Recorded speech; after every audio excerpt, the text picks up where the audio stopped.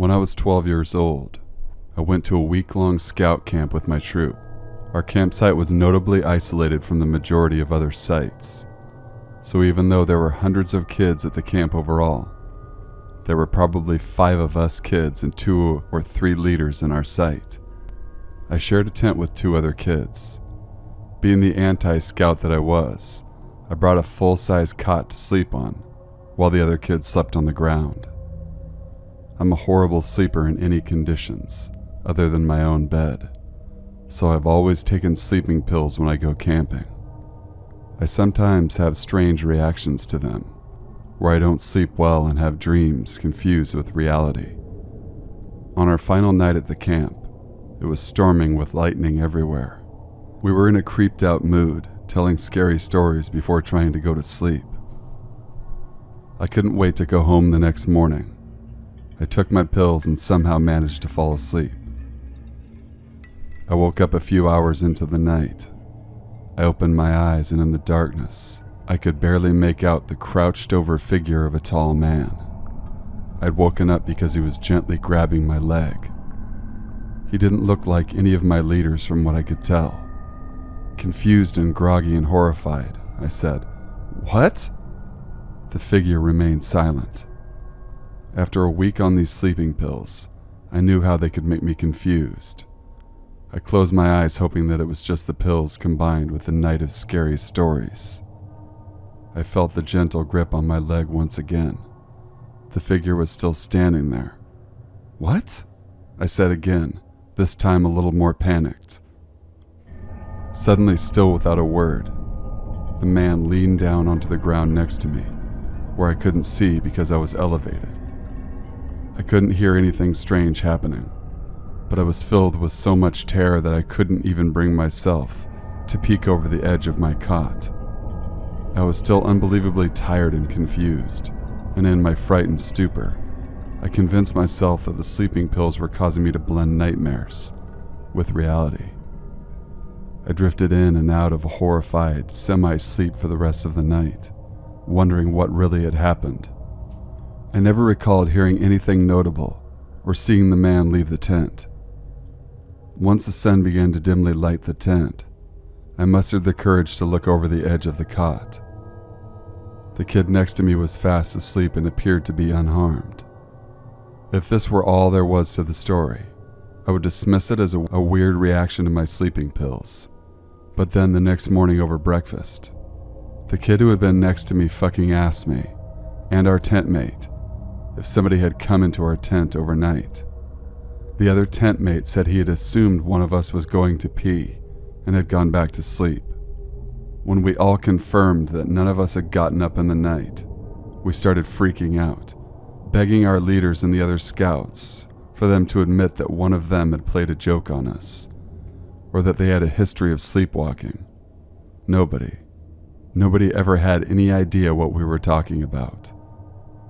I don't know what someone's motives would have been to come into our tent only to gently touch my leg and be silent. Unless I have some serious mental blocks, there was no kind of sexual violation that I can recall. Just a strange, quiet intruder.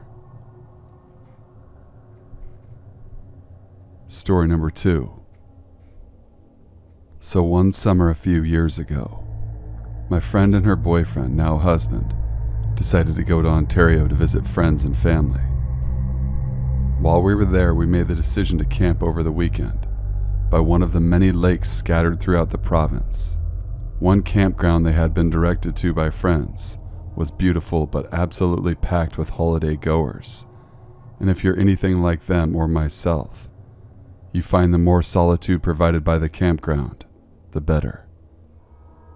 So they chose instead to head down the road a little further, where they had seen signs for another campground. The new site was breathtaking, she said, absolutely stunning with huge maple trees and a sandy beach, with the waves lapping gently on the shore. However, it was completely empty. Not a single camper or tent in the entire place.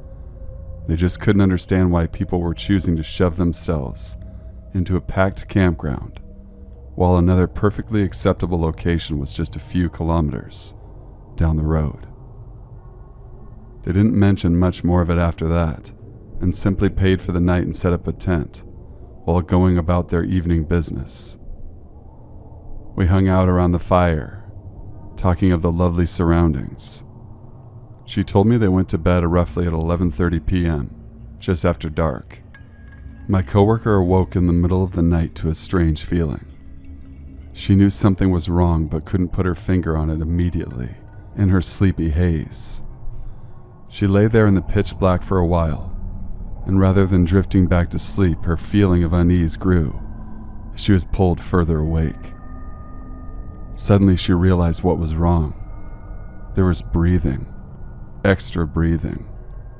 Not that of herself or her boyfriend, but the sound of someone else just beyond the walls of their tent. She lay quietly for a second, making sure what she heard wasn't only in her imagination. Fear gripping her heart and taking her breath from her lungs. Slowly and quietly she shook her boyfriend awake, urging him to be silent. He gripped her hand as he too heard the sound of another person outside the tent. Both of them had no idea what to do. Sure, they could emerge from the tent and confront the person, but what if there was more than one hiding in the dark? What if they had a weapon? My coworker and her boyfriend didn't have anything to defend themselves with, other than basic camping necessities. So they spent the night wide awake, while whoever was standing just beyond the protection of the tent breathed easily, occasionally moving from one side of the shelter to the other, but never doing more than just lurking around. The next morning as the sun came up, they heard footsteps of someone slowly walking away from the tent. They immediately packed all of their belongings and left the site, now having a very good idea of why such a lovely campsite had been so incredibly empty. On their way out, they informed the owner of the campground of their nighttime visitor. It was an elderly couple who had claimed to have no idea who it could have been, or why someone would spend the entire night watching their tent. Regardless, they left quickly and never went back. To this day, she still says it was one of the most unsettling and scary nights of her life. Creepy camper, I'm glad I've never met you, and I'd like to keep it that way. Story number 3. My sister was telling me this story that happened to her sometime last year.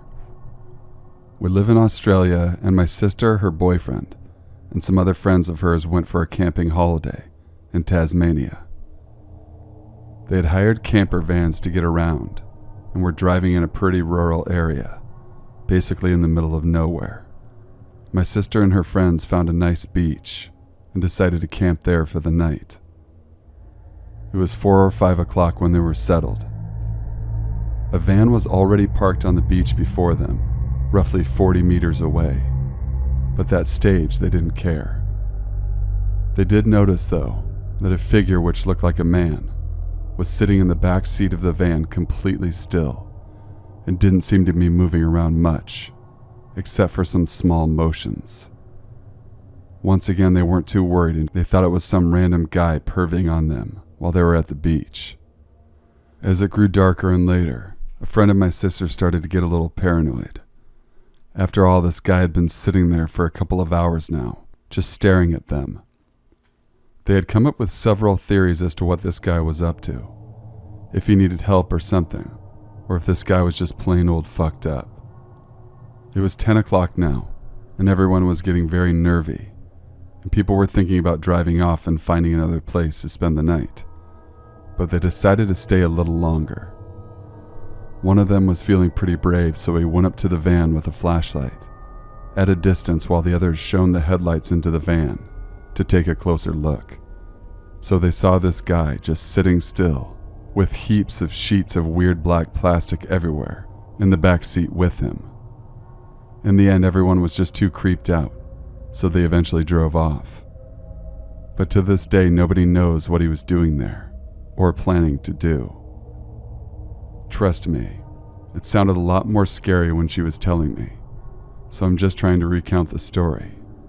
I don't know about you guys, but this experience sounds very freaky, being so mysterious and all, and I was very scared from what she told me. Story number 4. This happened to myself and a close friend, both 23-year-old males, just last month. We decided to go on a 2-night backpacking, camping trip in the Adirondack Mountains of New York. We were both very comfortable with nature and spent a lot of time camping, hunting, and fishing. We hiked 5 miles into a small lake and set up camp on a small beach. This was not a heavily trafficked area, and we did not expect to run into anyone. Our first night there, as we were sitting around the fire, we saw a flashlight moving on the other side of the lake around 10:30. This was fairly unusual, however we didn't think much of it. But as time went on, the flashlight kept moving around the lake, getting closer to our campsite. We kept discussing who could possibly be wandering around the woods in the middle of the night, and we did not particularly want any unwelcome guests. Once it was clear that the person or people were heading for our campsite, we moved off into the woods nearby to see who wandered up. I took a small axe with me, and my friend had a .22 rifle. Now, we weren't expecting trouble, and we certainly didn't want to make any, but we figured we might as well cover our bases. Now, the moment of truth. The flashlight comes near the light of our fire, and it is one man. He has a beard and probably is in his mid-40s. The scary part was he was carrying what turned out to be a pumped shotgun. He walked around the campsite a few times, and then proceeded to enter our tent. After rummaging around for a minute or so, he came out and started yelling, "I know you're out there. Why don't you come and say hello?" My friend and I remained motionless under a hemlock tree 50 yards away. This is when the man proceeded to fire his shotgun into the woods. He also swung his flashlight around several times. After what felt like hours, he grabbed my friend's backpack and a few articles of clothing we had drying off near the fire, threw them in to burn. My friend, who had trained the .22 with the man, asked me if he should shoot. I told him absolutely not unless he spots us and starts to point the gun in our direction. Thankfully, the man moved off from where he had come after a little while. We waited until his flashlight was on the other side of the lake, ran out, grabbed everything we could fit in our pack, and took off around 2 or 3 a.m. We ran out the trail with flashlights and made it back to my car as the sun was coming up. We immediately went to the police department and reported the situation, where we also spoke with some forest rangers. That was it. I haven't heard anything back from the police. It wasn't mysterious. However, it creeped the hell out of both of us. I've backpacked in the Rockies of Colorado for over 40 years. I felt the hair stand up on the back of my neck a few times, usually just before I see fresh mountain lion tracks. By far the weirdest thing I've seen in the wilderness was back in the late 1970s, not far from Crystal, Colorado. I was backpacking with 2 friends, and we were camped on a ridge overlooking a wooded valley south and a little east of Crystal. It was not far from Treasury Mountain. Just before dark, my friends and I noticed a camp of approximately 8 to 10 people on the far side of the valley, about a mile or so as a crow flies. They had a blue tarp erected and were standing around it. Suddenly, they all seemed to realize we were looking at them, and they went under the blue tarp. I remember all 3 of us thought this was very eerie, since we were quite a ways away from them, and in trees. We didn't think they could have seen us. We didn't think much more about it until it was dark, probably around 10 p.m. or so. I looked across the valley and saw lights moving quickly up and down the valley. They appeared to be moving much more quickly than a person could walk, or even run through trees and over rough terrain. It was very, very weird. I remember one of the lights that came towards us seemed to be above the trees. It appeared to come about halfway across the valley towards us, then went out. We didn't hear anything, and it was absolutely quiet that night. None of us slept too soundly. I got out of my tent at first light looked across the valley where the blue tarp was, and it was gone. Never did find out what those people were up to, but there were rumors around the area back then about cults and weird stuff happening. Two-legged critters creep me out way more than the four-legged ones. Story number 2. I've gone hiking and camping alone since my childhood. I've had some interesting experiences, most of them being good ones. Some a little scary, but nothing that would keep me from going out alone. I'm comfortable in the wild. I welcome the wolf and I respect the bear. I have a healthy fear of cats, but really love the rare occasions I see one. There is, however, one place I won't go alone. I was 20 living in a small college town on the front range of the Rockies. Went for a hike up the canyon west of town to enjoy a little solitude and Mother Nature. I spotted a nice rock formation protruding from the dense pines near the top of the canyon wall. Took a while, but it was a nice, cool hike among the trees. The forest was very quiet. I saw well-used deer trails and found warm deer scat. I saw bear scat and scratches on trees. I saw a kill site where a mountain lion took a deer, old enough that coyotes had gotten to the remains, but clearly cats were in the area. I settled into a little cradle formed by the rocks. I had a cigarette and drink, planning to wait a while for the local fauna to forget my presence and go about its business. I couldn't get over this feeling of being watched. It seemed somehow different than the times I've been around large cats or bears. Played the waiting game for about 45 minutes, being completely still. I stared blankly into the woods, allowing my sense to be open to the smallest sign. Nothing. Just eerie silence, and that feeling. Since my watcher wasn't in any hurry to give up their identity, I decided to change tactics. Drawing my Bowie knife, I sprang to my feet, hearing the slightest whoosh from the ridge above. I turned just enough to catch a shadow with the corner of my eye. Cautiously and quietly, I pursued the form, catching fleeting glimpses here and there as I followed it to the top of the ridge. No color or definable shape to give its identity. No tracks left in the soft, dark, muddy ground. Just shadow. The top of the canyon wall opened to a small clearing and the remains of a turn-in-the-century cabin. The shadowy form disappeared into the structure that was still standing. There was an old iron stove and part of a stone chimney, collapsing walls of decomposed logs sitting on a crumbling foundation. I circled around, giving a wide berth to where I could see inside. There was nothing. Slowly I approached and went in. As I stood in the skeleton of that old cabin, the feeling of that unseen presence being somewhere out there changed to a feeling of it being all around me. I put my knife away, believing it was no bear or lion that stalked me, and then I ran like the wind. Story number 3. I've been an archery hunter for 20 years. We usually go into the woods a couple of hours before sunrise and put up our portable tree stands and wait for first light. We had scouted a new site and marked stand trees with reflective markers since we usually hunted the morning hunt. I remember finding the half-buried foundation of an old house, made from blue stone and mortar. I guessed it to be mid-lower 1800s. There were signs of a barn and an old apple tree, still putting out wormy fruit. You could tell this had been a small farm. We gave ourselves extra time to get to our spot, but we got there earlier than we thought, around 0300 hours.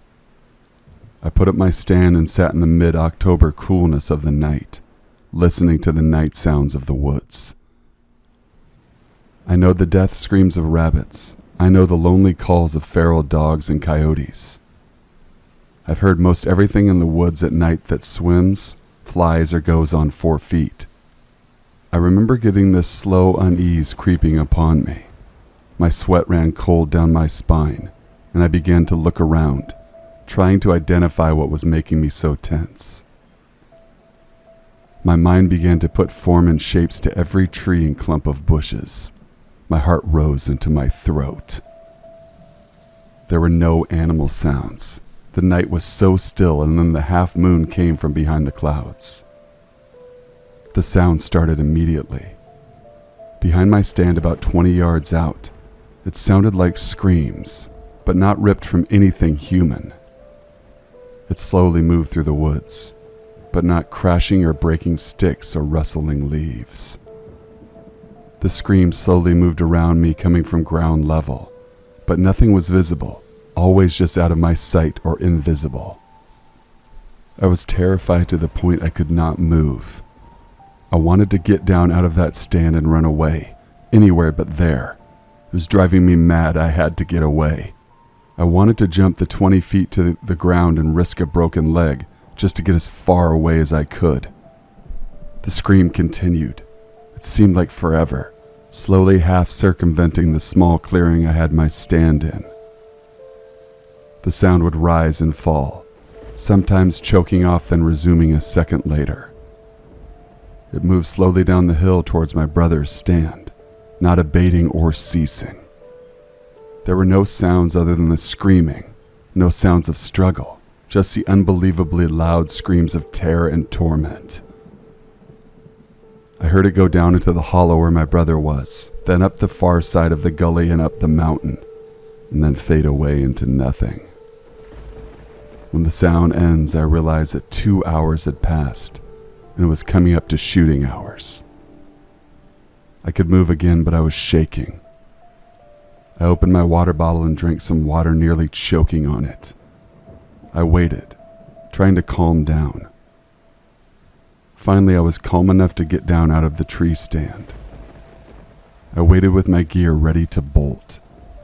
My brother came up from the bottom just as I was finishing. The sun was just poking over the horizon. It was still prime hunting hours, but he had heard it too. "What the hell was that?" he asked me. "I do not know, and I'm not hanging around to find out." I hefted the stand to my shoulder and started up the deer path that ran behind my stand tree. I told my brother, "It started just over there." That's when we noticed the 3 headstones from the farmer's family plot. We never hunted there again. Story number 4. January 28, 1959. 10 students from the Yuri Polytechnic Institute in Solomonsk, Russia, set out on an expedition into the Ural Mountains, specifically Orten Mountain. Igor Dyatlov, the expedition's leader, promised to return by February 12, 1959. One of the team members, Yuri Yudin, fell ill near Vizhaj, the last city before the base of the mountain. The other 9 went on never to return alive. Yudin awaited word from his friends. Dyatlov confided that may take longer than the estimated time, so when no word came from the group on the 12th, no one worried. When no word had come by February 20th, however, the families of the missing expeditionists demanded a search. On February 26, 1959, the report came back. The tent had been found with 2 gaping holes in the side, big enough for people to crawl through. It had been cut out from the inside. Evidence in the snow and tent indicated that the party had left in a great hurry and were either barefoot or in socks. All of them had been dressed in just their sleepwear. All of them had been running into the direction of the woods. 3 of the bodies were found closer to the camp, as if they were trying to return. They were identified and determined to have died of hypothermia. 2 more were discovered at the edge of the woods, also dead of hypothermia. One of the 5 had evidence of a skull fracture, but it was determined to be non-fatal. All of the bodies were noted as having an unnatural orange tan, and all of the hair turned gray. 4 remained unfound. The search continued for 2 months. Finally, in May, the other 4 were found under 4 meters of snow, which is about 12 feet. The autopsy determined that one of these 4 died of hypothermia. The other 3, however, had some rather traumatic internal injuries. One had a crushed skull. The other 2 had crushed ribs, and one of those still was missing her tongue. Much more to read. Just research the Dyatlov Pass incident. Story number 5. A couple of years ago in 2003, my friend Archie and his uncle Matt went for an overnight cruise on Matt's boat, which is a 20-foot power boat, big enough to have the sleeper on the front, along St. Mary's River, between Lake Superior and Lake Huron. Matt has his native status card, so the plan is to camp on one of the islands belonging to the reservation. The island they find Matt knows a little history on, in that it was given to the reserve about 40 years ago. All of the people who had cabins on this island pretty much had to pack up and leave. So they landed there around supper time, explore some of the cabins which were in varying states of decay, as they had not been touched since being vacated for the most part. Archie says the coolest thing he has ever seen was glass that has warped or sagged with age. There wasn't any empty food cans, fresh deer kills, etc., as in the stories here. They decide, instead of staying in the boat anchored on the shore, they'll just hang out in one of those old cabins. They find one quickly that has fared well and no basement to fall into. So they fire up a little propane barbecue out front, roll out the sleeping bags, and crack open some wobbly pops. After a good few, the sun has gone down and they are both getting ready to turn in. Archie looks out the rear window, and holy crap, there are other people camping here too. Archie recalls very clearly seeing 3 people sitting at a healthy bonfire, roughly 40 feet away near the cabin. Even the lawn between here and there is somewhat kept. Archie and Matt decide they better go say hello. They walk out the back door, into almost chest-high grass and complete darkness. No bonfire in sight.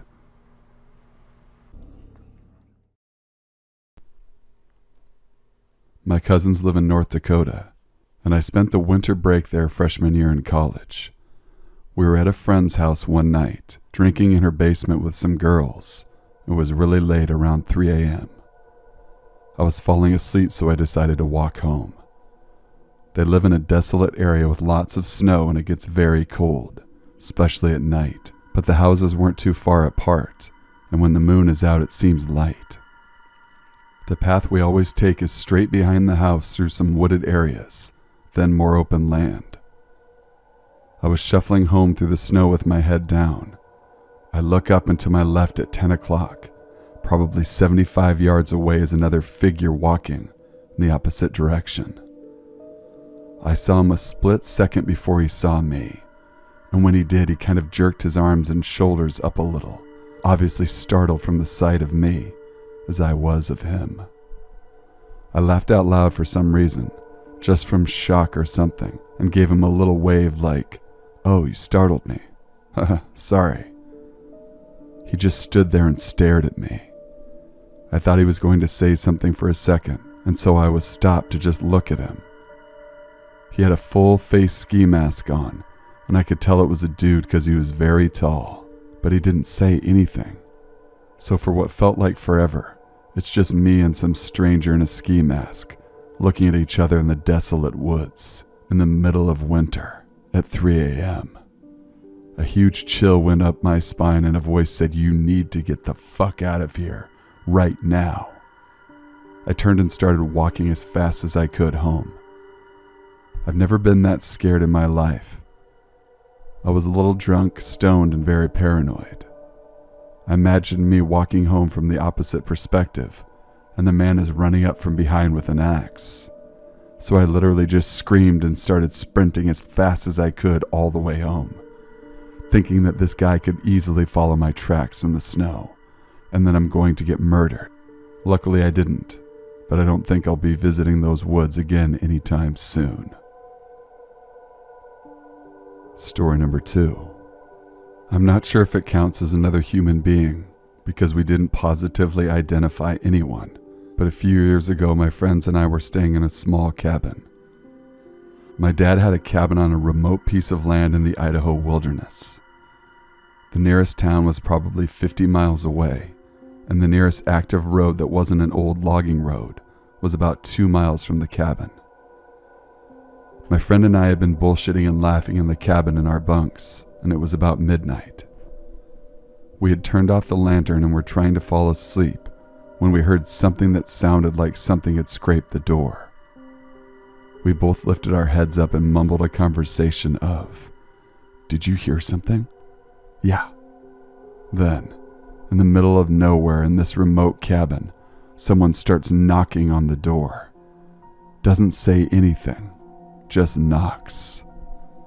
We were both in our 30s, but we were so scared shitless we didn't say anything. We just lay there with our heads up, staring at the door. We didn't go out until it was light again, and there was nothing near the door that would have tapped against it, and no animal tracks. It freaks me out even thinking about it. Story number 3. I camped in Northern California with a couple friends for 3 months straight in 2012. We are talking way out into the wilderness. The whole trip was a great success until we were heading south again. We set up camp a few miles outside a tiny town as it was getting dark. The only things in this town were one long road, a gas station, a post office, and a bar. In the middle of the night, we hear screaming off in the distance. We could discern 3 different voices, but they were far enough away we couldn't quite make out what was being said. All of a sudden, we hear a single gunshot, followed by absolute silence. I opened my tent and looked over at my friends who were looking back at me. None of us said a word. We laid back down and tried to sleep. Scariest night of my life. A lot of people wondered if we reported this to the police. What police? You need to understand that in this area, one sheriff patrols 3 counties. That's it. This area of Cali is what Sons of Anarchy was based on. I know that was a TV show and was dramatized, but there is some truth to what goes on in these areas.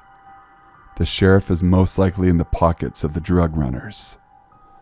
It is in your best interest to put your head down, mind your own damn business, unless you want to be the next. We were kids with no resources, backpacks and tents, hitchhiking through the Northwest.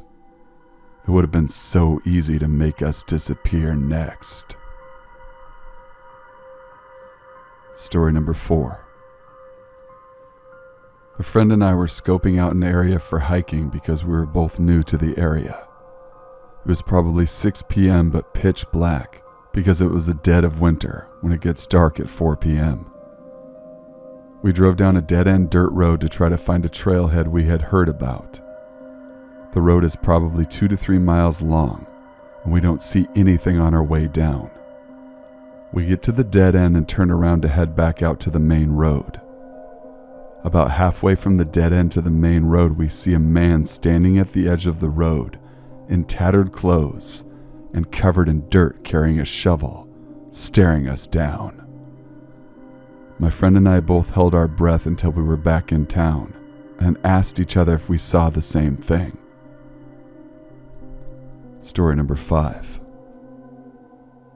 A trail I liked backpacking in an isolated area of Pennsylvania was the setting for this odd encounter. The trail has a short section that goes over someone's cabin's property and continues on the other side of his yard. It's marked with an orange blaze so you can see where to go. Usually it's an empty cabin. I always do some peering inside since it's a pretty secluded spot, probably 4 or 5 miles from a main road. One time I was hiking through, and there was a large man grilling outside with about 15 Bud Light cans on the ground around him. I distinctly remember him saying, "Keep it moving, no food here," which I thought was funny since I didn't say anything about needing food. Fast forward the following year and I decided to take my sister, my wife, and her best friend on a trip that takes us through this very spot. As we are walking up on it, I see the dude is there again, which is odd, since I've hiked the trail 100 times, and this is only twice I've seen him. He's grilling again, beer cans everywhere. I can see him start to give the keep it moving signal till he sees who I'm with. Now, the girls I'm traveling with are attractive, so I'm nervous all of a sudden. He asks us to stay for dinner, says he has plenty of extra food. I tell him no, we're good, just trying to enjoy the trail away from the comforts of home. He gets weirdly pushy about us staying, and I firmly say no thanks, and that we are just passing through. I hear the dude mumble to himself as we continue past the house. This is where things get weird. There is a prominent camping spot not far from this section of the trail, and it's late in my head. I want to keep going because I don't want to camp near this asshole. The consensus is everyone is pretty tired, so we set up camp. I'm nervous the whole time, thinking this drunk man knows there are 3 women camping in tents near his cabin. I never get nervous around people I see on the trail, because everyone is usually very nice and wonderful to talk to. This guy just felt off to me though. Fast forward to the middle of the night, and sure enough I hear someone on the trail outside the tent. I'm just praying it's a bear at this point, but I hear the dude mumbling to himself and I panic. I hear him now in the camp.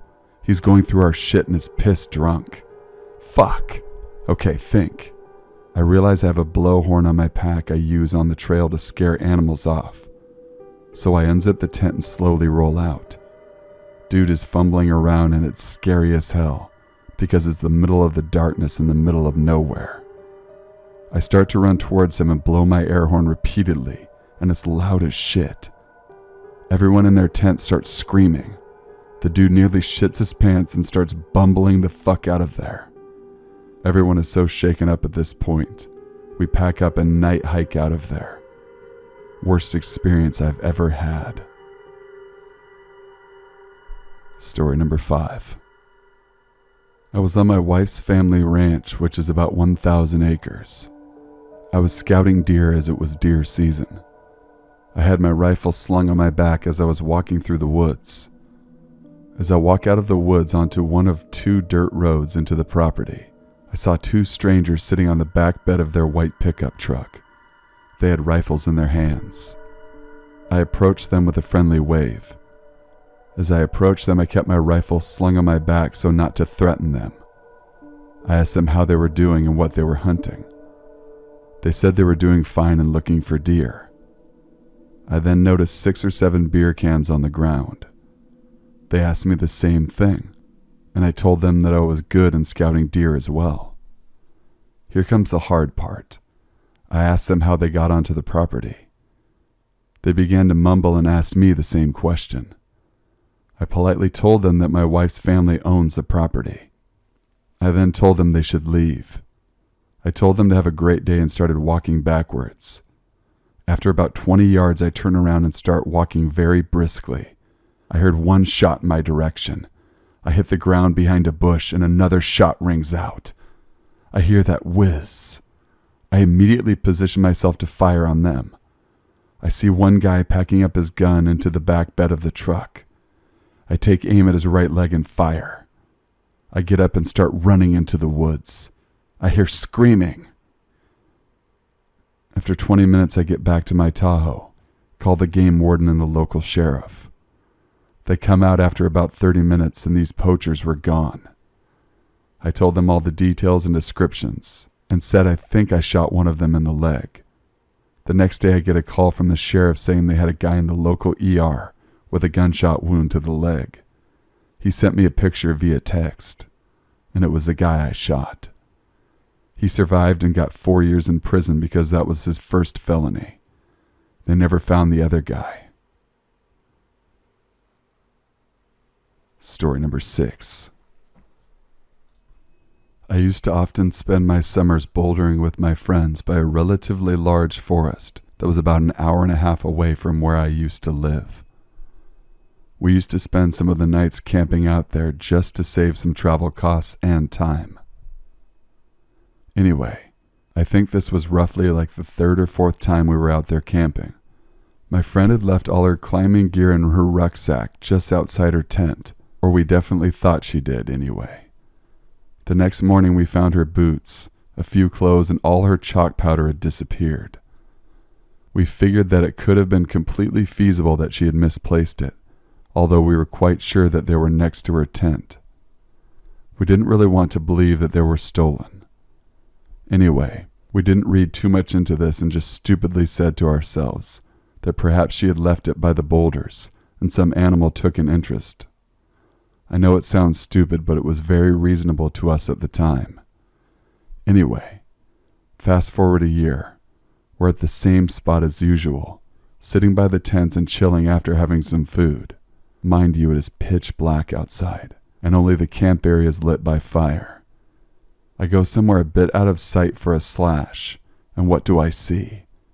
A dude in a full ghillie suit laying on his stomach, looking right towards our campsite. I stand there frozen as this man clocks that I have seen him, and he just bolts it out of there. I don't know whether the event to the year prior was related to the Gillie guy, but this definitely has stuck to all of us. We haven't been back there since, which is a damn shame. Story number 1. In my own opinion, reality is far more terrifying than fiction. Let me explain what I mean. My father and I are avid outdoorsmen and fishermen. We have been since I was old enough to walk. I'm a 25-year-old male, and my father just recently turned 50 years old. We live in rural Kentucky near the mountains, and make a plan of going out camping and fishing at least one time per month. Weather be damned. The trip I speak of happened last week, and forever changed our lives. My dad has a large Dodge Ram pickup truck with a nice canopy that we pack our gear into each time out. This truck has been in the family for nearly 20 years now. My dad loves his old beat-up truck. It has seen us through many great adventures. We left for our trip at 5 a.m. right before sunup. I fell asleep shortly after we headed out. 2 hours go by and I wake up and notice we are parked in an old rundown gas station, and it's still fairly dark outside. My dad must be inside, I think to myself. I wipe the sleep from my tired and dry eyes to see my dad walking back from the bathroom at the backside of the gas station. The bathroom is about 60 feet from where we are currently parked. As Dad makes his way into my sight line, I notice there is a large man in a black trench coat and cowboy hat following him closely. I roll down the window and yell at my dad to hurry up and get back to the truck. As he perks his head up to listen to what I said, the dark figure rushes my dad and bumps into him from behind. Time froze in that moment, and I blinked my eyes for one moment. When I opened them, I saw my dad fall to the ground and the large man sprint away towards a small forest that butted up against the old rundown station. I ran to my dad, who was now bleeding from his lower back. He told me that the man stabbed him one time, and one time only, then ran away. I was able to get Dad back into the truck, and I used my t-shirt and hoodie to wrap his wound as tight as possible to slow the bleeding. We peeled out of the station lot and I called 911, told the dispatcher what had happened while we were heading to the hospital. Dad kept telling me, "David, why did he stab me? Why did he stab me?" As I peeled into the ER parking lot, Dad passed out in the passenger seat. I thought, please God, not today, not my dad. The hospital staff rushed out to get Dad immediately. After the dust settled, my father made it out okay. He had suffered a lacerated kidney that required major surgery to repair the damage, but he made a full recovery. One of the police officers said they caught the man shortly after he stabbed my dad. Apparently, one person driving by saw the incident and phoned the police and gave chase after the man fled into the woods. The man was a deranged criminal with a laundry list of violent and heinous crimes.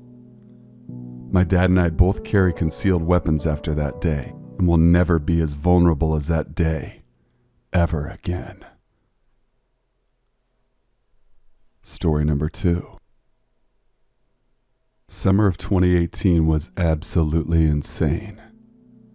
My friends and I always go for a big beer and barbecue camping bash late into the summer. We all live in Denver, Colorado, and are all about the outdoors and anything extreme sports-wise. We decided to rent a large RV camper for the summer trip of 2018. My friends and I all pooled our funds together to spend our week in comfort and bliss. We found a great newer park to hook up our utilities to. We got all settled in for our summer adventure. In total, there were 4 people, including myself, that went on this trip. We were all 22 years old and fresh out of university, so partying and having fun was in our blood. The RV park we stayed at had about 30 campsites equipped for overnight access. On to the night that it happened. The time was roughly 1:30 a.m., and the park was dead silent. My friends and I were all passed out and dead to the world. I woke up to the sound of a thunderous banging noise on the front door of our camper. My friends and I all sprung into action and hopped up out of our beds. I crept up to the door very slowly and deliberately. The pounding knock came once more. I'm a big man at 6'5", 240 pounds, and can handle myself in a fair fight. I used the deepest and most authoritative voice I could muster and yelled, "What do you want?" No response came, and all fell silent in the camper. I looked at my buddies and they shrugged their shoulders in disbelief. Seconds later, a loud banging sound echoed through the camper. Next, another loud banging sound came at the other side of the camper, and then on the back door area as well. My friends and I agreed that we were being surrounded, and whoever was outside of our RV was trying to flank us and do us harm. All of the blinds were shut, and each one of us peeped outside to get a better look. We saw 4 large men in Jason masks holding torches. At this very moment, it felt as if time was literally standing still and things were going in slow motion. As soon as I locked eyes with one man, he raised up a large stick with a white thick cloth wrapping the tip of the stick. The man lit the torch and waved and ran off. I'm not sure how much time went by after he ran. I turned around to see the back window shatter in the RV. The RV was now engulfed in flames, and our lives were literally hanging in the balance. My friend grabbed for the fire extinguisher, but before he could reach it, another torch came flying through another window. At this point, the temperature and smoke was so intense. All I was thinking about was making it out alive. Once all of us guys were safely out of the inferno, we all took time to collect ourselves. Neighboring campers surrounded the area and were checking on us. The police and fire department showed up within minutes. My friends and I spent years in therapy to try and work through what we experienced that night. We never found out who those men were or why they did what they did. Update. After we made it out of the camper, my friend noticed a huge message in blood on our back camper wall. The message simply read, "Die, die, die." Story number 3, my friends. Since summer is almost here, I thought I would share my scary story. I've been a solo camper for many years of my life. I'm a 22-year-old female, and I spend more time outdoors than anyone else I know. I grew up with only my father involved in my life, and he was a mountain man type guy. I know how to sustain and live off the land and my environment in any forest type scenario. I currently live in the Pacific Northwest and went out to the Gifford Pinchot National Forest on my most recent trip. Day 1 includes me getting up at 4 a.m. and packing my Jeep Wrangler and getting my German Shepherd ready for travel. I always take my dog Anna with me on each trip. She is a 4-year-old 60-pound German Shepherd and is very protective and well-trained. I arrive at a very secluded location, about 3 to 4 miles into the woods. After I parked my vehicle, I planned to hike in another 2 miles into no man's land. There shouldn't be anyone out here besides my dog and myself. This far off the grid takes skills and knowledge of the landscape to be safe and successful camping-wise. I packed everything I needed for the weekend on my back, and my dog carried in her own pack which held her food and water for the duration of our time here. I set up camp and cooked some food over the fire and did my best to get my dog and I settled in for the weekend. I fell asleep around 10 p.m. and must have woken up 4 or 5 times throughout the night from random sounds from the forest. As I was about to roll over in my tent and get some more shut-eye, I heard a large branch snap about 20 feet behind me. Anna started growling this deep guttural growl and showing her teeth. She was a former police dog in the canine unit and is a super dog in that aspect. I laid in my sleeping bag as quiet as possible and then heard another twig break in the other direction as the first. I don't believe in guns, so all I had with me was a medium-sized camping knife. I called out, "My dog is a trained attack dog, and I will let her go if you don't leave now." 10 long seconds go by, and I hear a low, deep laugh echo throughout the forest. A moment later, my dog broke through her harness and rushed into the dark night. I yelled for her to come back to me. I heard a yelping sound and then a loud scream, I assumed from the laughing man. I yelled for her again. She came back with her mouth dripping with blood. Anna must have attacked the man and bit him good, because there was so much blood.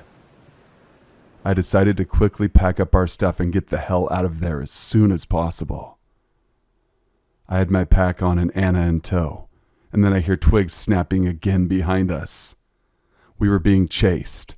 I exploded with adrenaline in that moment and basically pulled my dog out of that forest and never looked back. I got to my car, and all of the windows had been broken out.